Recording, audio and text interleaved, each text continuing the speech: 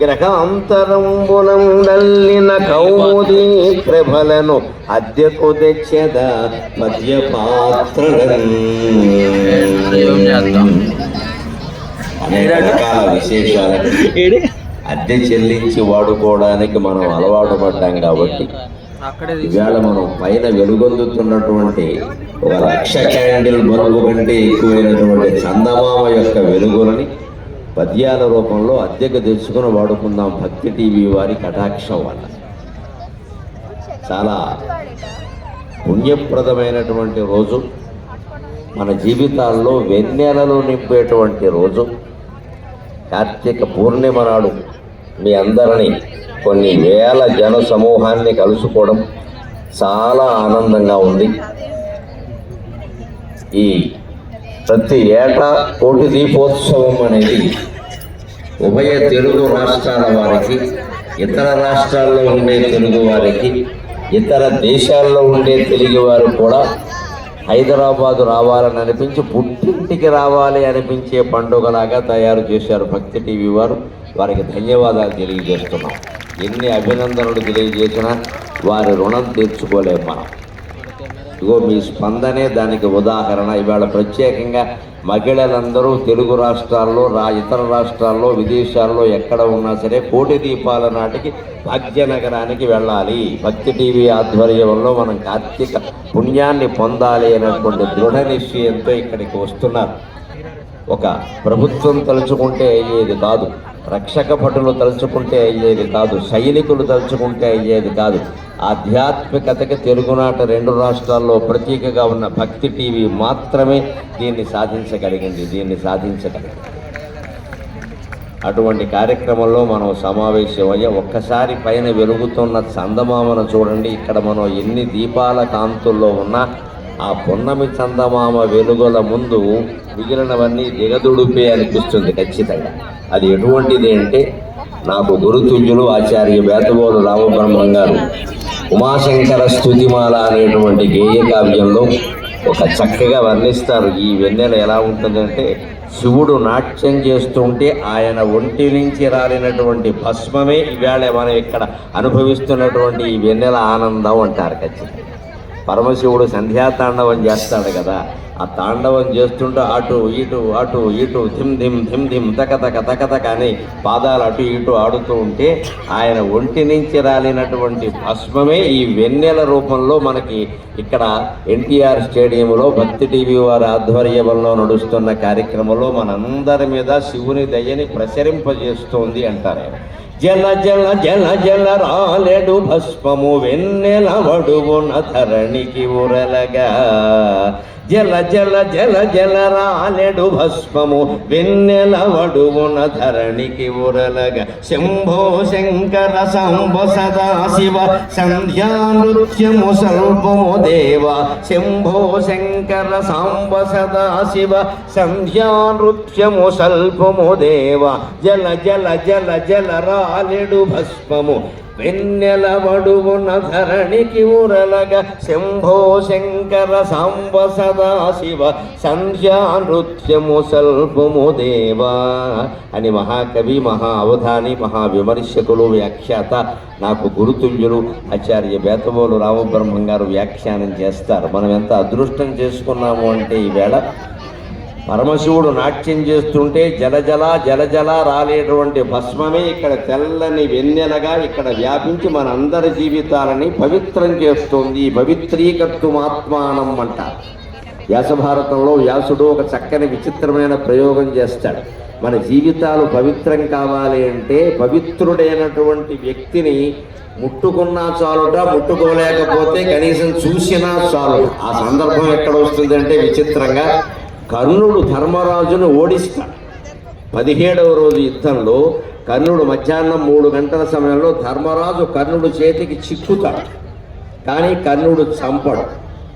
కారణం, కుంతీదేవికి మాట ఇచ్చాడు ధర్మరాజు, ఆయన 4 పాండవులు నాకు చిక్కినా చంపను, అర్జునుడిని మాత్రమే చంపుతాను, లేదా అర్జునుడి చేతుల్లో చనిపోతాను తల్లి, ఎలాగైనా నీకు 5 కొడుకులే అంటాడు.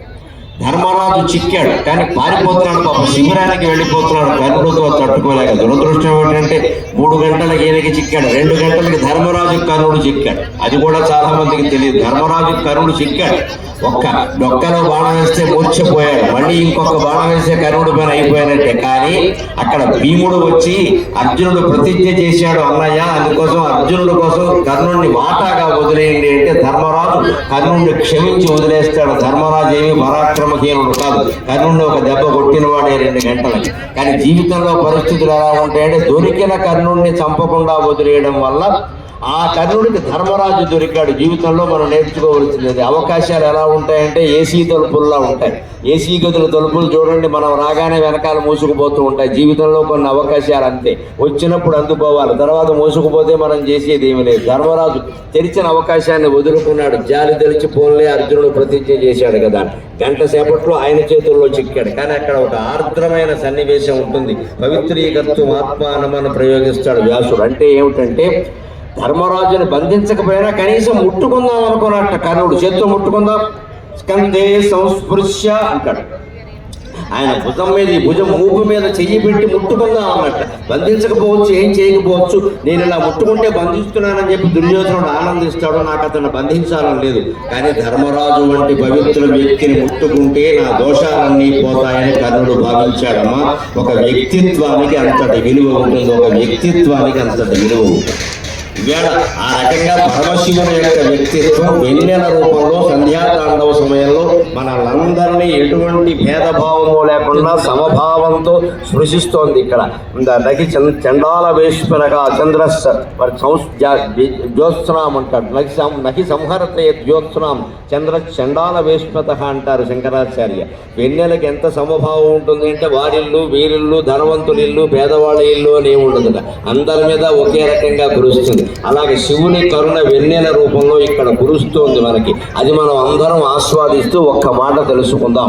ఇది ఎటువంటిది అంటే ఇది ఒక మహాసముద్రం. ఇన్ని వేల మంది లక్షల మంది జనసమూహాన్ని మరెవరు సేకరించగలుగుతారు, మరెవరు ఆనందింపజేయగలుగుతారు, అసలు ఆదరింపగలుగుతారండి? ఇటువంటి ఆధ్వర్యంలో జరుగుతూ ఉన్నది ఒక మహాసముద్రంగా ఉంది. ఈ మహాసముద్రంలో వెన్నెల ప్రవాహం ఎలా ఉంటుంది అంటే సీతజ్యోతి వెలుంగు వేదికల నర్చించన్ సీతజ్యోతి వెలుంగు వెల్లువల నర్చించన్ సరస్వంతమున్ భ్రాతృప్రేమల ఊర్మికా విరగతప్త స్వంతమౌ తీరమున్ భ్రాతృప్రేమల ఊర్మికా విరగతప్త స్వంతమౌ తీరమున్ సీతాంశువ్రజమోరడింప అదితో చందివ్య దివ్యమ్ముగా సీతాంశువ్రజమోరడింప అదితో చందివ్య దివ్యమ్ముగా గీతాచార్యుని జ్ఞానబోధలను వెల్గెన్ క్రీడిపాలంబనన్ గీతాచార్యుని జ్ఞానబోధలను వెల్గెన్ క్రీడిపాలంబనన్. జనసముద్రంలో ఉన్నారు ఇక్కడంతా. మరి ఈ సముద్ర తీరంలో చూడండి, చంద్రుడి వేళ పొన్నమ నాడు సముద్ర తీరంలో కాకినాడ విశాఖపట్నం వంటి సముద్ర తీరాల్లో చంద్రోదయం అయితే ఎలా ఉంటుంది అంటే ఆ చంద్రకిరణాలు సముద్ర తీరాన్ని చేరతాయి. ఎందుకంటే ఓదార్చడానికి సముద్రం ఎటువంటిది అంటే ఎన్నో కెరటాలు వస్తున్నప్పటికీ ఒక్కదాన్ని కూడా నిలబెట్టుకోలేకపోతుంది. అందుకని చంద్రుడికి సముద్రం మీద జాలి వెర్రిమోహం. కెరటాలు తమంత తాము వస్తున్నా సరే నిలబెట్టుకోలేకపోతుంది. మనలాగే మనకి భగవంతుడు నిమిషానికోసారి గుర్తు చేస్తాడు. నమ శివాయ నమ శివాయ నమ శివాయ అనవయ్యా బాబు అనవయ్యా బాబు అని. మనం ఏం చేస్తూ ఉంటాం, ఇంకా పాలవాడు రాలేదండి, ఇంకా కొరియర్ వాడు రాలేదండి, అమెజాన్ కొరియర్ కోసం చూస్తున్నామండి రాలేదండి అని చూస్తున్నాం తప్పితే పరమశివుడు మనకు అక్కర్లేదు. స్విగ్గీ జొమాటో వాళ్ళకున్న విలువ శివుడికి లేకుండా పోయింది. వేళ నిమిషానికోసారి మన ఇంటికి స్విగ్గీ జొమాటో వస్తాడు. పరమశివుడు వస్తే నిన్ను పిలిచామా అని అడుగుతాం మనం. పరమశివుడికి ఎంత దయ అంటే పరమ దయా సముద్రుడకు పావనమూర్తి తరంగహస్తుడై తరచుగా చిత్త తీరమును తాకగా జారుడు వల్లయైన ఈ నరుని మనస్సు వాని కరుణను గ్రహింపగలేని ఎట్లే ఈ తరగలు తామె వచ్చినను తాల్పగ జాలదు ఇదేమి తీరమో అని ప్రకృతి వనంలో పరమేశ్వర ధ్యానాన్ని వివరించి నేను సాగర ఘోష మహాకావ్యంలో 9వ అధ్యాయంలో రచించాను. పరమ దయా సముద్రుడైనటువంటి పావనమూర్తి ఇటువంటి కార్యక్రమాల రూపంలో మన దగ్గరికి తానే వచ్చి ఒకరోజు అన్నవరం కళ్యాణం, ఒకరోజు సింహాచలం కళ్యాణం, ఇవాళ అరుణాచలేశ్వర స్వామి కళ్యాణం, ఇలా ఏదో ఒక కళ్యాణ రూపంలో మనం వెళ్ళలేని తీర్థాలు, మనం వెళ్ళలేని క్షేత్రాలన్నీ మన దగ్గరికే వస్తున్నాయి. ఇవాళ అలా వచ్చినందువల్ల మనం ఇక్కడికి వచ్చి భగవన్నామస్మరణ చేస్తున్నాం. కానీ మళ్ళీ ఇంటికి వెళ్ళిపోయామంటే ఎవరికి వారే యమునా తీరే, ఎవరి ఫోన్లో వారే, ఎవరి పనుల్లో వారే. అందుకని ఇటువంటి కార్యక్రమాల ద్వారానైనా భక్తి స్మరణ కలిగేటువంటి అవకాశం కలిగినందుకు మనం చాలా అదృష్టం చేసుకున్నాం, పుణ్యం చేసుకున్నామని భావించాలి. అలా వచ్చినటువంటి భగవత్ స్మరణను నిలబెట్టుకోగలగాలి. నిలబెట్టుకోలేకపోతే ఏమవుతామంటే తీరానికి ఎన్నో తరంగాలు వచ్చి చేరుతున్నా ఏ తరంగాన్ని నిలబెట్టుకోలేని సముద్ర తీరంలాగే దురదృష్ట జీవితాలు అయిపోతాయి. అటువంటి దురదృష్ట జీవితాలను కూడా భగవంతుడు ఆశ్వాసిస్తాడు, అనుమానం లేదు, ఆదరిస్తాడు. కంగారు పడకండి, నేనున్నాను అని అభయం ఇస్తాడు. అది ఎలా ఉంటుందంటే సీతజ్యోతి వెలుగు వెళ్ళి కనరచించన్ సరస్వంతమును చల్లని వెలుగుల వేదికైనటువంటి చంద్రుడు తన వెలుగులతో సముద్ర తీరాన్ని ఆదరించినట్టుగానే ఆశ్వాసించినట్టుగానే ఇక్కడ ఎన్టీఆర్ స్టేడియంలో ఉన్న కొన్ని వేల మంది జనాన్ని ఆశ్వాసిస్తున్నాడు. మీకు చల్లదనం ప్రసాదించడానికి నేను ఉన్నాను, కంగారు పడకండి. అంత శీతలతాయా శాప్తదనంత తపఃఫలం అని యోగ వాసిష్టంలో చెప్పినట్టుగా మనస్సు చల్లగా ఉంటే ప్రపంచమంతా చల్లగా ఉన్నట్టే. ఆశలకు దూరం అయితే మనస్సు చల్లగా ఉంటుంది హాయిగా. మీ మనస్సుని కోరికలకి దూరం చేసుకోండి, భయానికి దూరం చేసుకోండి. హాయిగా మిమ్మల్ని నేను ఆశ్వాసించడానికి సిద్ధంగా ఉన్నాను అంటున్నాడు. భ్రాతృప్రేమల ఊర్మికా విరగతప్త స్వంతమౌ తీరములు. చంద్రునికి మనమంతా సోదర ప్రాయులమే. సముద్రంలోంచి ఆయన పుడితే జన సముద్రంలోంచి మనం పుట్టాం. అందుకని మిమ్మల్ని అందరినీ ఊరడించడానికి నేను సిద్ధంగా ఉన్నాను వస్తుంటే ఆ చంద్రకిరణాల కారణంగా మీ అందరి పాల భాగాలు ఎలా ప్రకాశిస్తున్నాయంటే గీతాచార్యుడు జ్ఞానబోధ చేసినప్పుడు అర్జునుడి యొక్క పాల భాగం ఎలా ప్రకాశించిందో ఇక్కడ ఎన్టీఆర్ స్టేడియంలో సోదరీమణుల పాల భాగాలన్నీ అలా ప్రకాశిస్తున్నాయి ఖచ్చితంగా. అటువంటి పాల భాగంలో ప్రకాశాన్ని, ఆజ్ఞాచక్రంలో ప్రకాశాన్ని గీతాచార్యుని జ్ఞానబోధలను వెల్గెన్ దివ్యముగన్ గీతాచార్యుని జ్ఞానబోధలను వెల్గెన్ క్రీడి పాలంబనన్. అలా మన పాలభాగాలన్నీ వెలుగుతున్న ఈ వెలుగుల్ని నింపుకోవాలి. ఎప్పుడు హృదయంలో ఉండే భక్తి ఎలా ఉంటుంది అంటే హృదయస్ఫురతి పేలవా అంటాడు యోగ వాసిష్టంలో. హృదయంలో చాలా మెరుపు తీగలాగా ఉంటుంది భక్తి అనేది. ఈ కార్తీక మాసంలో ఈ పున్నమ నాడు ఒకరోజు నెల్లాళ్ళలో ఉండడం కాదు, దాన్ని అభ్యాసవశాదేవ ప్రయాతి శతశాఖతాం అంటాడు. అదే భక్తుడు నిరంతరం స్మరించి అభ్యాసం చేస్తే 100 శాఖల మర్రి చెట్టులాగా ఓడలు వేసుకుని పెరుగుతుంది. ఈ కార్యక్రమం యొక్క 15, 16, 17 రోజుల స్ఫురణ ఉంది. ఇది మనందరి హృదయాల్లో మర్రి చెట్టులాగా ఓడలు వేసుకుని పెరిగేలాగా చేసుకుంటే మన జీవితంలో ఆందోళన అనేది ఉండదు. అంతిమంగా మన జీవితాన్ని ఏం చేయాలండి? దేవాలయంలో మనం ఏం కొడతామమ్మా? కొబ్బరికాయ కొడతాం ఖచ్చితంగా. ఒక కవి మహానుభావుడు, ఆ కవి ఎవరో నాకు తెలియదు కానీ నేను ఆ మధ్యన ఒక పాత పుస్తకం అట్ట మీద చూశా. మాది రాబోయే పద్యాలు అని రాశారు. రాబోయే పుస్తకం, కవి పేరు లేదు కానీ కొబ్బరికాయ దేవాలయంలో ఎందుకు కొడతామో చెప్పాడు ఆయన. అకళంకంబగున హరికేల ఫల పుణ్యం వేము, అకళంకంబగున హరికేల ఫల పుణ్యం వేము, పైపడ్డ బంధక సామగ్రిని వీడి ఆత్మ భగవద్దత్తంబుగా వించి, పైబడ్డ బంధక సామగ్రిని వీడి ఆత్మ భగవద్దత్తంబుగా వించి, సార్థకతాలబ్ధికి పక్కునం సెలవివారన్ నవ్వుచున్నంతలో, సార్థకతాలబ్ధికి పక్కునం సెలవివారన్ నవ్వుచున్నంతలో, శిఖ సన్యస్తముగా త్రినేత్రత భజించన్ భక్త సంసేవ్యతన్. దీనికి కొబ్బరికాయ పరంగా ఒక అర్థం, మన మనస్సులో పెరిగేటువంటి వృద్ధి చెందే భక్తి పరంగా ఒక అర్థం.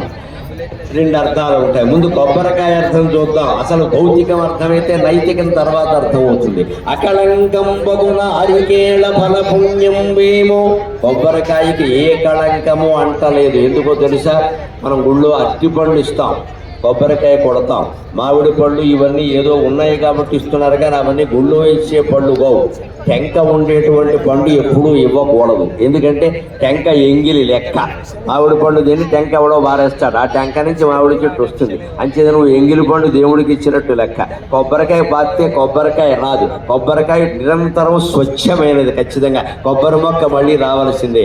ఆ అకళంకత, ఆ పవిత్రత ఎంగిలి పండు కారణంగా రాకుండా స్వచ్ఛంగా సహజంగా రావడం వల్లనే మనం అరటిపండుని కొబ్బరికాయని దేవుడికి ఇస్తాం. ఖచ్చితంగా అరటిపండు కూడా అంతే. అరటిపండు నాటితే అరటిపండు రాదు. అరటిపండులో ఉండే గింజలు నాటినా అరటిపండు రాదు. అరటి మొక్క వచ్చినప్పుడే పక్కన 10 పిలకలు వచ్చేస్తాయి. ఖచ్చితంగా ఎక్కడికక్కడ ఒక గెల వేయగానే అరటి చెట్టు పడిపోతుంది, మిగిలిన మొక్కలన్నీ పెరుగుతాయి. అంచేత పరమ పవిత్రంగా సహజంగా పవిత్రమైనవి 2 ఉన్నాయి. అరటిపండు ఒకటి, కొబ్బరికాయ ఒకటి. మన పవిత్ర హిందూ సంస్కృతిలో ఉండే అంతరార్థాన్ని గమనించండి. ఎట్టి పరిస్థితుల్లో ఏ జీవి ఎంగిలి చెయ్యని పళ్ళు అయినటువంటి కొబ్బరికాయని, అరటిపండుని మనం భగవంతుడికి సమర్పిస్తూ ఉన్నాం. అది హిందూయిజం, అది హిందూ ధర్మం, అది హిందూ మతం. ఇంత వైజ్ఞానికమైన మతం ప్రపంచంలో మరొకటి ఉండే అవకాశం లేదండి, హిందూ మతం తప్ప. చేసే ప్రతి చర్యలో భౌతికార్థం, నైతికార్థం, మానసికమైన ఆనందం, ఆధ్యాత్మికార్థం అన్నీ నిండి ఉంటాయి. కొబ్బరికాయ మామూలుగా ఎంగిలి కాదు. అందుకే అకళంకమ్ముకు నారికేళం అదెంత పుణ్యం చేసుకుందో. పైబట్ట బంధక సామగ్రి విదల్చి, అంటే కొబ్బరి బొండం కదా, దాని మీద పీచు తీయాలిగా, మరి బొండం మీద పీచు తీయాలి. అదే బంధక సామగ్రి. ఆ బొండం మీద ఉండే పీచంతా తీసేసి ఆత్మ భగవద్ దత్తంబుగా వించి, అప్పుడు కొబ్బరికాయలో ఉండే ఆత్మ, లోపల ఉండే గుజ్జుంది కదా, అది భగవంతుడికి అర్పించాలి. అంటే పగలగొట్టాలిగా. సార్థకతాలబ్ధికి అంటే సా అర్థకత 2 ముక్కలైంది, సరిగ్గా 2 సగాలైంది. అందుకే కొబ్బరికాయ కొట్టేటప్పుడు కాస్త జాగ్రత్తగా కొట్టాలి. 2 ముక్కలు అవ్వాలి, 2 ముక్కలు అవ్వాలి, 3 ముక్కలు 4 ముక్కలు అవ్వకూడదు అంటారు. అనుభవం మీద చెబుతున్నా. కొబ్బరికాయ అలా 2 ముక్కలు అవ్వాలంటే తిప్పుతూ కొట్టాలి, అంతే లెక్క. మామూలుగా కొట్టేస్తే కుండిపోయి పడిపోతుంది. తిప్పుతూ దెబ్బ కొట్టు తిప్పాలి, మళ్ళీ అక్కడే తిప్పాలి, మళ్ళీ వెనక్కి ముందుకి కదపదు, అక్కడే తిప్పాలి. అక్కడే తిప్పితే ఖచ్చితంగా 2 ముక్కలు అవుతుంది. అనుమానం ఏమీ లేదు. ఎవరికి గుడి నమ్మకాలతో మనం ఏడిపించే సమస్య ఏమీ లేదు అక్కడ. సార్థకతాలబ్ధికి సరిగ్గా సగానికి పగిలి 2 ముక్కలు అవుతుంది. అప్పుడు పక్కునను సెలవివారం నవ్వుచున్నంతలో ఆ 2 చెక్కలు మీరు దేవుడి దగ్గర పెట్టినప్పుడు చూడండి ఎంత అందంగా ఉంటాయండి. పసిపిల్లాడు ఈ సెలవివారం పెదవుల 2 చివరలు కనిపించే విధంగా గలగలా గలగలా గలగలా నవ్వితే ఎంత అందంగా ఉంటుందో, కొబ్బరికాయ పగిలితే అంత అందంగా ఉంటుంది. ఇంతకంటే గొప్ప ఆదర్శ పూజా విధానం ప్రపంచం మొత్తంలో ఎక్కడైనా ఉంటుందో ఒక హిందూ మతంలో, హిందూ ధర్మంలో తప్ప. మన విగ్రహాలు, మన ఆరాధనలు, మన నైవేద్యాలు అన్నీ మానసిక ఆనందాన్ని ఇస్తాయి, భౌతికంగా ఆరోగ్యాన్ని ఇస్తాయి, అంతిమంగా ఆధ్యాత్మికంగా గొప్ప జ్ఞానాన్ని ఇస్తాయి. జ్ఞానం ఏమిటో ఇప్పుడు చూద్దాం. కొబ్బరికాయ పగిలింది సార్థకతాలబ్ధికి. పక్కులను సెలవివారం నవ్వుచున్నంతలో పెదవుల చివరలు కూడా కనిపించే విధంగా నవ్వినట్టుగా, పెద్దగా నవ్వుతున్నట్టుగా ఉంది తెల్లగా. అప్పుడు ఏం చేస్తారో తెలుసా? కొబ్బరికాయకి శిఖ సంయస్తముగా దేవుడికి నైవేద్యం పెట్టేటప్పుడు శిఖ తీసేస్తారు. కొట్టేటప్పుడు శిఖ ఉండాలి, నైవేద్యం పెట్టేటప్పుడు తీసేయాలి. శిఖ సంయస్తముగా శిఖను తీసేస్తారు. అప్పుడు భజించన్ భక్త సంసేవ్యతం, అప్పుడు భక్తిగా అది పరమేశ్వరుడికి సమర్పించబడింది. ఇందులో ఆధ్యాత్మికమైన అంతరార్థం తెలుసుకుందాం. అదేమిటో తెలుసా? అకళంకంబగు నారికేళ ఫల పుణ్యం వేమో. ఈ జీవితాన్ని కూడా కొబ్బరికాయలాగే అనేక రకాల విషయ భోగాల ఎంగిలికి చిక్కకుండా స్వచ్ఛంగా భగవంతుడికి అర్పించగలగాలి. మనం అనేక రకాల భోగాలు అనుభవించాక, 80 ఏళ్ళు వచ్చాక, నేను కాశీకి వెళ్ళి వంకాయ కూర వదిలిపెట్టానండి, జాంపండు వదిలిపెట్టానండి, నాకు బాగా ఇష్టమండి అంటారు. ఇంతకంటే అజ్ఞానం లేదు. సంస్కృతం రాక తెలుగు మాట అనుకుని చేస్తున్నారు ఆ పని. కాయాపేక్ష ఫలాపేక్ష వదిలిపెట్టమని చెప్పారు. కాయ అంటే వంకాయ జామకాయ కాదు, తెలుగు మాట కాదు ఇది. కాయం అంటే శరీరం. ఈ శరీరం మీద అపేక్ష వదిలిపెట్టమని అర్థం. అక్కడ వంకాయలు టెంకాయలు ఎవరన్నా వదిలిపెడతారు, శరీరం మీద అపేక్ష వదిలిపెడతారు. మనకి భాష దాకా పిచ్చి అర్థాలు చెప్తున్నాం. కాశీ వీళ్ళు వదిలిపెట్టవలసింది వంకాయను జామకాయ కాదు, కాయాపేక్ష ఫలాపేక్ష. కాయం అంటే శరీరం. నీ శరీరం మీద నీకుండే పిచ్చి వ్యామోహం వదిలిపెట్టు. ముందు బ్యూటీ క్లినిక్ వెళ్ళడం, అద్దం దగ్గర ముందు గంట సేపు మేకప్ వేసుకోవడం మానై. అప్పుడు భగవంతుడు అర్థమవుతాడు ఖచ్చితంగా. ఇన్ని వేల మంది చూస్తున్నారు, లక్షల మంది వింటున్నారు కాబట్టి ఒక్క మాట చెబుతానమ్మా. నాకు ఇంగ్లీషు మాట్లాడటం ఇష్టం ఉండదు, కానీ మేకప్ అనే మాట కొత్త అర్థం ఏమిటో తెలుసా? Make your self up, that is called makeup. ముఖానికి రంగేసుకోవడం కాదు. Make your self up. నువ్వు భక్తి టీవీ కార్యక్రమానికి రాని క్రితం 8వ తారీఖు ఎలా ఉన్నావు, 23వ తారీఖు ముగిసిన తర్వాత 24వ తారీఖు నీ ఉద్యోగంలో కానీ నీ సంసారంలో కానీ ఎలా ఉన్నావు, ఈ 17 రోజుల్లో నువ్వు ఉన్నతంగా ఎదక్కపోతే ఇన్ని లక్షల ఖర్చు దండగైపోయినట్టే లెక్క. Make your self up, that is called makeup. ఆ మేకప్కి ప్రాధాన్యత. ఊరికే రంగులు వేసుకోవడం పూసుకోవడం కాదు. ఇప్పుడు ఇంకా లాంగ్ స్టాండింగ్ అని వచ్చింది, నాకు తెలియదు, మొన్న ఎక్కడో చూసి. అంటే ఇంక శాశ్వతంగా అదే అనమాట, 10 రోజుల పాటు మొహం చెట్లం కట్టేసి. ఎలాంటివి ఉండకూడదు. Make your self up. నిన్ను నువ్వు తీర్చిదిద్దుకోవాలి, అది మేకప్. తీర్చిదిద్దుకోవడం అంటే కొబ్బరికాయ చూసినా అర్థం అవుతుంది. కొబ్బరికాయ ముందు ఎంగిలా కాకుండా పవిత్రంగా ఉండాలి మన జీవితము. అంతే. అనేక రకాల విషయభోగాలు అనుభవించిన తర్వాత ఇందాక కాశీలో చెప్పినట్టుగా 80 ఏళ్ళకి వంకాయ కూర వదిలితే ఎవడికి వందకపోతే ఎవడికి. ఫలాపేక్ష అంటే పండు కాదు, తెలియని అర్థాలు చెప్పొద్దు. ఫలితం ఆశించకుండా పనులు చేయమని అర్థం. కాయాపేక్ష వదులు అంటే శరీరం మీద అపేక్ష వద్దు, తగ్గించుకోరర్థం. ఫలాపేక్ష వదులు అంటే ఫలితం ఆశించకుండా పనిచేయి. ఇక్కడ రక్షక భటులను మీరు గమనించండి. ఎన్ని జీతాలు ఇస్తే, ఎన్ని మర్యాదలు చేస్తే వారి గౌరవానికి సరిపోతుందండి. వారు పడుతున్న శ్రమకి నిలబడి నిలబడి నిలబడి ఎంతమంది ఇక్కడ ఉన్నారండి. కనీసం భక్తులు మనం కూర్చొని ఉన్నాం. రక్షక భటులు గమనించడమా, ఇవాళ ముఖ్యమంత్రి గారు కూడా వస్తుండడం వల్ల ఇంకా ఎక్కువ మంది వచ్చారు. వారి జీవితాలు కూడా ధన్యమవుతాయి. కానీ ఇన్ని వేల మందిలో ఎక్కడ ఏ ప్రమాదము జరగకుండా మన రక్షక భటులు మనల్ని కాపాడుతున్నారా లేదా? శివుడు చుట్టూ ఉండే గణం అంటే వారేనండి. వారికి నమస్కారం చేయండి చాలు. వారికి నమస్కారం చేయండి, బోళ్ళు పుణ్యం వస్తుంది. చెమటలో తడిసిపోతూ ఆ కాకి యూనిఫారంలో చాలా ఇబ్బంది పడుతూ ఇన్ని వేల మంది ఉన్నారు, ఇన్ని దీపాలు పెడతారు, ఎవరికి ఏమి ఇబ్బంది వస్తుందో అని కంటిని రెప్పలా కాపాడుతూ ఉన్నారే. ఆ రక్షక భటుల్ని మించినటువంటి పరమశివ స్వరూపులు వేరే ఉండరమ్మా. ఎంత శ్రమ పడుతున్నారు. అకళంకమైన జీవితం అంటే ఆ పుణ్యం ఎలా వస్తుందంటే కొబ్బరికాయలాగే సరిగ్గా ఫలాపేక్ష లేకుండా పనిచేస్తున్నారు చూడండి. వాళ్ళకి ఇచ్చే జీతాలు ఏమి సరిపోతాయండి, దీనికోసం ప్రత్యేకంగా ఏమి ఇయ్యరు. డ్యూటీలో భాగంగానే చెబుతారు. ఫలాపేక్ష లేకుండా పనిచేయడం అంటే అదే. మనం కూడా అది నేర్చుకోవాలి. శరీరాపేక్ష ఉండద్దు, కాయాపేక్ష వదిలై ఫలాపేక్ష, ఫలితం ఆశించకుండా పనిచేయి. అప్పుడు నువ్వు ఏ ఉద్యోగం చేసినా ఏం చేసినా సుఖంగానే ఉంటుంది ఖచ్చితంగా. లేకపోతే ఏదో ఇంత కాఫీ కాచడం, ఎప్పుడూ కాఫీని మెచ్చుకోరు. నీ కాఫీ నువ్వు తాగరాదా బాగుంటే మెచ్చుకోవడం జరిగింది. ఇక్కడ ఎవడో మెచ్చుకుంటే మనకి ఏమిటి వస్తుంది? ఇక్కడ సంగీతం పాడుతారు, నా పాట ఎవరో విని మెచ్చుకోలేదు. నీ పాట నీకు బాగుంటే సరిపోతుంది, ఎవడూ మెచ్చుకోకలేదు. పూజా మందిరంలో కూర్చొని నువ్వే పాడుకోరాదా? ఎవరు వద్దన్నారు? ఆ దేవుడి ముందు పాడుకోవాలి. ఎవడో మెచ్చుకోవడం మనకేమిటంటే వాడికి ప్రాప్తం ఉంటే మెచ్చుకుంటాడు, లేకపోతే లేదు. ఇది ఫలాపేక్ష లేకుండా కొబ్బరికాయ ఎంగిలి జీవితం కాకుండా స్వచ్ఛంగా కాయాపేక్ష ఫలాపేక్ష లేకుండా భగవంతుడికి తనను తాను 2 ముక్కలు చేసి సమర్పించుకు సిద్ధపడింది. అందులో మళ్ళీ ఇంకేమంటున్నాడు? ఆత్మ భగవద్దత్తంబుగా ఉంచి పైబడ్డ బంధక సామగ్రిని వీడి. కొబ్బరి బొండంలో ఉండే పీసంతా తీసేసినట్టే మనం కూడా 25 ఏళ్ళు 30 ఏళ్ళు 40 ఏళ్ళు 50 ఏళ్ళు 60 ఏళ్ళు దాటేసరికి ఇక బంధుత్వాలు బంధాలు తగ్గించుకోవాలి బాగా. ఇంటికి ఊరికే అందరినీ పిలవడం, కొడుకు పెళ్ళిండడం, మనవడు పుట్టినరోజు ఉండడం, 10 లక్షలు ఖర్చు పెట్టడం, దానికోసం అప్పులు కూడా చేయడం మానుకుని వీలైనంత సూక్ష్మంగా నిరాడంబరంగా చేసుకోవాలి. భక్తి అంటే అర్థం అది. భక్తి పేరు మీద అప్పులు చేస్తున్నామంటే భక్తి అర్థం కాలేదన్నమాట. అప్పు చేసావు అంటే భగవంతుడికి ద్రోహం చేసినట్టు లెక్క.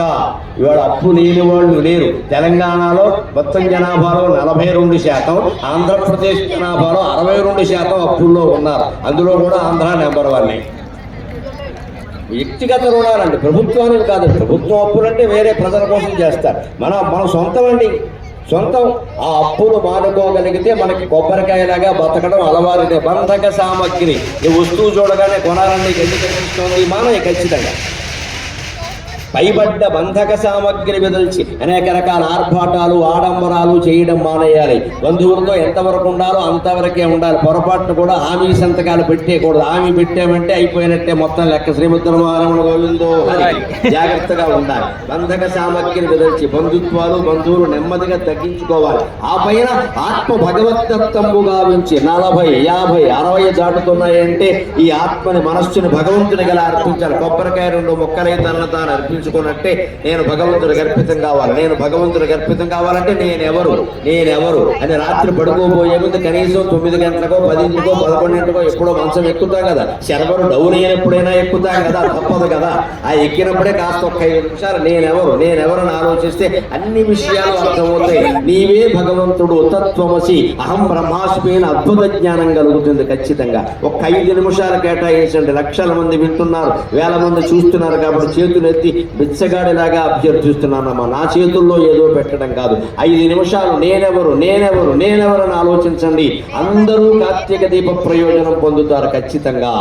అలాంటిది పొందితే సార్థకత ఆలబ్ధికి. అప్పుడు ఆత్మ భగవద్దత్తం అయ్యాక సార్థకత్వం, జీవితం 2 ముక్కలు అవ్వడం కాదు, సార్థకత్వం పొందాం. ఏం తెలుసుకున్నాం అంటే ఆత్మజ్ఞానం పొందాం. ఎప్పుడు వెళ్ళినా పర్వాలేదు. ఇంకా పక్కునను సెలవివారని నవ్వుచున్నంతలో అప్పుడు హాయిగా మహాయోగులు, తర్వాత స్వామీజీ గారు వస్తారు, రేపు ఇంకొకరు వస్తారు. వాళ్ళు ఎంత ఆనందంగా ఉంటారండి కాషాయం కట్టుకుని.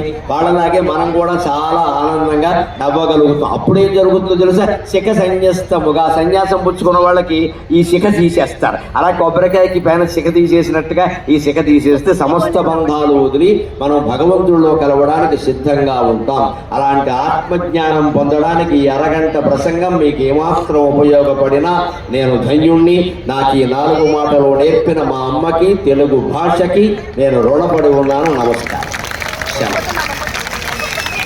ఆయన ప్రవచనం మానసిక వికాసానికి, మనిషి నడతకు ఒక దిక్సూచి. అంతకంటే మాటలు లేవు. నిజంగా ఈ సాయంత్రం వేళ ఒక చక్కటి ప్రవచనామృతాన్ని మనందరికీ అందించినటువంటి పద్మశ్రీ డాక్టర్ గరికపాటి నరసింహారావు గారికి ఒక్కసారి మీ అందరి కరతాళ మధ్య ధన్యవాదాలు తెలియజేస్తున్నాను.